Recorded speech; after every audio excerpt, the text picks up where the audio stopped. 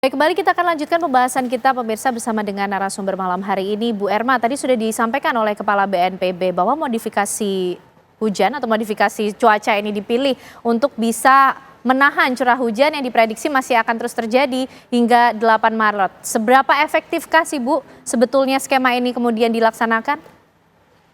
Ya, sebenarnya kalau kita menggunakan teknologi modifikasi cuaca dan ditanya efektivitasnya, kita tidak bisa jelaskan secara kuantitatif ya. Hmm, Saya kira itu harus ditaruh di tempat yang semestinya, karena operasi modifikasi itu pertama biayanya besar.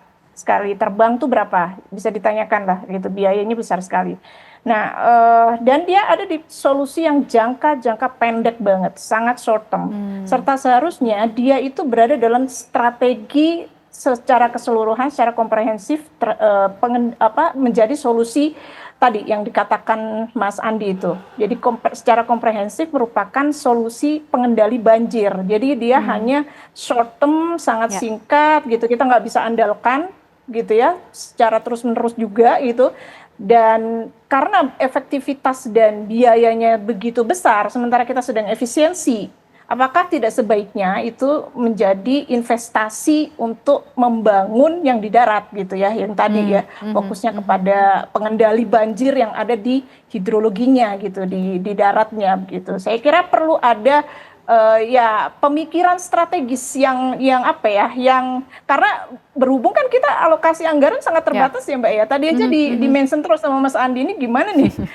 Bagaimana gitu? Karena kan Ya. membutuhkan itu semua gitu. Pengendali banjir ini yang paling penting menurut saya, yang harus difokuskan. Solusi itu harus solusi yang jangka menengah dan panjang yang harus dibangun supaya resilient tadi gitu ya. Karena oke, itu mungkin bisa efektif tapi sangat lokal. Sangat Oke. lokal. Sementara kalau untuk suatu gangguan cuaca yang skalinya sinoptik, di WMO pun itu di-highlight bahwa jangan menganggap operasi modifikasi cuaca itu bisa dilakukan ketika terjadi gangguan cuaca yang skala besar, Nah, luas. Kayak ini kemarin kan tidak bisa skalanya besar nih, terus-menerus dilakukan dan ada badai sewaktu-waktu vortex dilakukan begitu. berarti ya Bu Erma ya, ada kondisi-kondisi Ya, tertentu yang menyebabkan modifikasi betul, cuaca ada ini tidak bisa prasyarat. dilakukan. Oke. Betul, ada prasyarat. Oleh karena itu juga diberikan warning gitu loh. Maksudnya ini ada syaratnya gitu. Bisa dilakukan, efektif dilakukan bila misalnya lokal gitu ya. Terus mengisi waduk gitu. Tapi bukan pada kondisi yang lagi ada gangguan, lagi ada sirkulasi siklonik, badai siklon dan seterusnya. Maka Oke. itu ya saya kira kita bicara efisien loh ya. Ya. Ini kan penggunaan teknologi harus dihitung juga secara ekonomi. Betul, betul. Selain juga dampaknya terhadap lingkungan, Oke. selalu harus dipikirkan dua hal itu gitu. Oke. Itu saya kira. Bu Kalau Erma. dialihkan Ya. akan berguna nih, nambah polder, Oke. nambah apa tadi, sumur resapan dan Ya. seterusnya. Bu Erma, Gitu. dengan kondisi semacam ini, prediksi yang tadi sudah disampaikan juga, apa himbauan yang mungkin bisa disampaikan untuk masyarakat untuk menghadapi situasi tersebut? Ya, saya kira untuk langganan banjir gitu ya, wilayah yang sudah rawan dan masyarakat pasti sudah tahu wilayahnya masing-masing, maka harus memantau betul apabila gitu ya terjadi hujan yang deras banget lebih dari 3 jam gitu ya, itu sudah harus punya kesigapan atau kesiapan untuk melakukan evakuasi mandiri.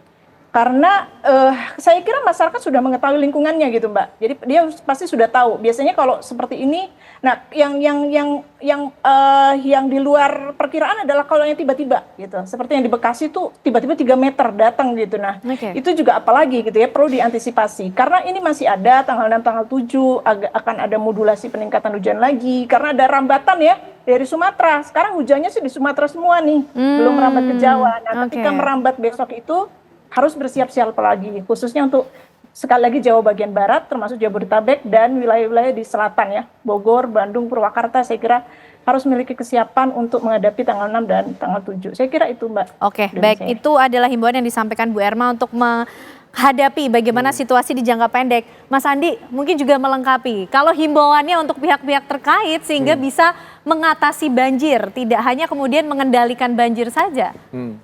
Jadi pertama kita bicara dampak banjir. Jadi ini yang Bekasi dan seterusnya nanti diwaspadai namanya waterborne disease. Jadi kemungkinan gangguan saluran pencernaan dan seterusnya. Itu kita harus siapkan ya. Nah, sekarang kita kedepannya gimana supaya katakanlah banjir nggak ada.